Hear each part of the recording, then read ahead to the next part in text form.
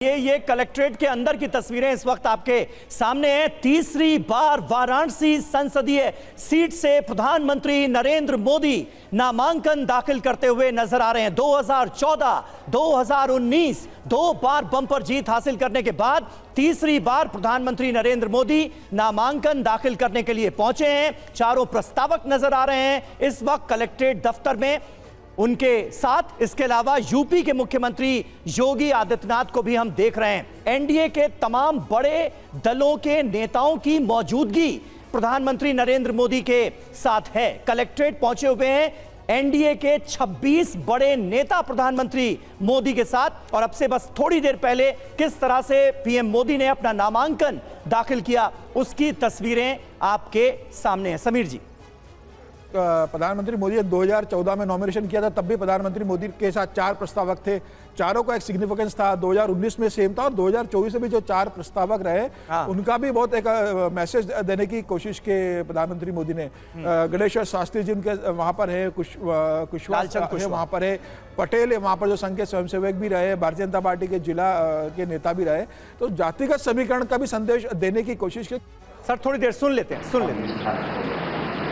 और मैं भारत की प्रभुता और अखंडता अक्षुण्ण रखूंगा।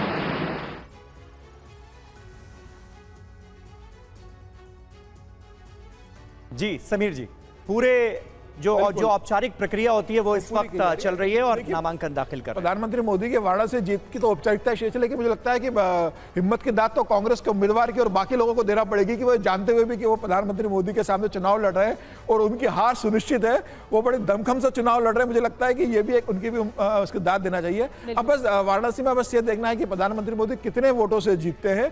मुझे लगता है कि इस बार प्रधानमंत्री मोदी रिकॉर्ड तोड़ मतों से जीतेंगे, क्योंकि जो समीर जी कल तस्वीरें हमने देखी रोड शो के दौरान, वो भव्य प्यार, वो स्नेह लोगों का मिल रहा था वाराणसी के लोगों का। लेकिन इस बीच ये तस्वीरों का जिक्र करना बहुत जरूरी है। जब पहली बार संसदीय चुनाव लड़ा 2014 में, प्रधानमंत्री नरेंद्र मोदी की ओर से पहली बार प्रधानमंत्री बने, तो उस वक्त जब नॉमिनेशन किया गया था वो तस्वीरें भी आप तक पहुंचा रहे हैं। जब 2019 में दोबारा दूसरी बार दूसरे कार्यकाल के लिए नॉमिनेशन के लिए आगे बढ़े, जब चुनाव हो रहे थे, 2019 की तस्वीर भी आपको बता रहे हैं और 2024 की भी ये महत्वपूर्ण तस्वीरें, जब 4 प्रस्तावक भी मौजूद हैं। रामकृपाल जी, आप कुछ ऐड ऑन करना चाह रहे थे प्रस्तावक को लेकर पहले भी, कि ये समाज के हर रिप्रेजेंटेशन का उदाहरण।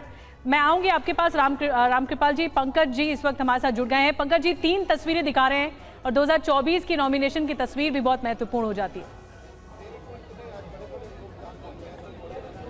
जी हाँ, बिल्कुल। हम जो चर्चा कर रहे थे ना कि प्रस्तावकों के नाम और प्रस्तावकों के काम और उनके चेहरे, देखिए ऐसे भी कोई भी नेता चला जाता, किसी को भी प्रस्तावक बना लेता अपने सहयोगी समर्थकों को। लेकिन प्रधानमंत्री नरेंद्र मोदी जो वाराणसी से बीजेपी के उम्मीदवार के तौर पर अपने साथ 4 प्रस्तावकों को रखते हैं, तो उसके पीछे एक बहुत बड़ा तर्क होता है, एक बहुत बड़ी सोची समझी रणनीति होती है। उसके सहारे वो बहुत कुछ संदेश देना चाहते हैं। जो वाराणसी की पहचान है, वाराणसी की आत्मा है, सामाजिक समीकरण है, वो इसी बहाने दर्शाते और बताते रहे हैं। और इस बार भी उन्होंने ऐसा ही कुछ किया है। और मुझे आपको एक छोटी सी कहानी मैं याद दिलाऊंगा कि ये तीसरी बार है जब नरेंद्र मोदी यहाँ से बीजेपी के उम्मीदवार के तौर पर नामांकन कर रहे हैं। एक मौका ऐसा आया था कि जब वो गए थे और जब वो हाथ मिलाते हैं नामांकन भरते वक्त में, तो जो बनारस के डीएम थे, जो रिटर्निंग ऑफिसर होते, वो बहुत देर तक उनका हाथ पकड़े रहे। वो अभिभूत हो गए थे। प्रधानमंत्री नरेंद्र मोदी का हाथ जो हैंडशेक किया गया था वो पकड़ के कि प्रधानमंत्री उनके सामने, और 2 मिनट तक रखे। बाद में प्रधानमंत्री नरेंद्र मोदी ने उन्हें इस बात की याद दिलाई कि भाई अब तो वो हो गया। ये उनका क्रेज है। वो क्रेज हर समाज में, हर तबके में, वो ब्यूरोक्रेसी हो, कोई भी हो। मैं एक छोटी सी बात बताया मैंने आपको। और प्रधानमंत्री के काम करने का तरीका, एक एक छोटी छोटी चीज़ों का ख्याल रखते हैं और राजनीति में ये चीज़ें बहुत मायने रखती हैं और बात निकलती है तो बहुत दूर तक जाती है। और इन्हीं चीज़ों से प्रधानमंत्री नरेंद्र मोदी ने अपनी छवि आज यहाँ तक बनाई है।